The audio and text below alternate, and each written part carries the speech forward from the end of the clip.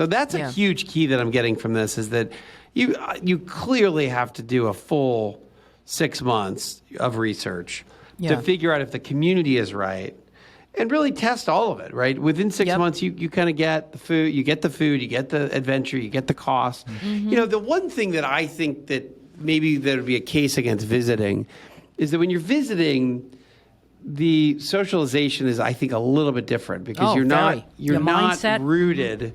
And everybody you meet, you're like, well, I'm only going to be here for 2 more weeks. I'm only going to, you know, it's like, because socialization, you really have to invest some time and some energy and actually say yes to invitations and go and hang out and get to meet people.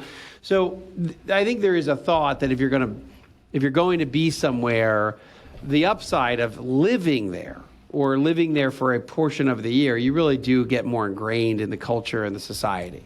Yes. Absolutely. Yes. Yeah.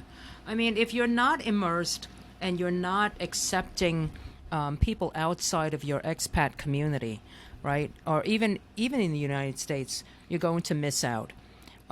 So you have to get to know your neighbors. You have to talk to people who are, whether they're when you're shopping or just that kind of socialization. Take some courses in the area.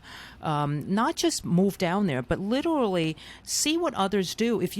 And imagine yourself living there a year from now. What would you be doing?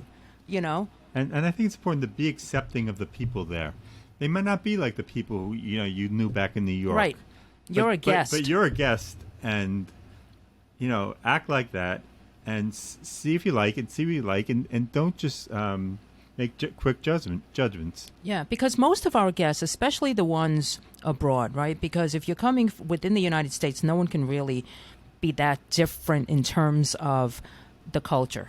But the ones who moved abroad, they said there were a lot of expats who would say, why do they do things this way? Oh, that's so wrong. Or this is just not the way to live. And and ultimately, they were just miserable, and they would wind up leaving or just, and then they would say they feel this negativity that the country they grew up in did not allow them to stay. I mean, that was their own conclusion. And so they blame the United States for making them work their butts off and then not be able to stay. God forbid they retire before they're 65. Because they didn't have enough money to retire in the United States?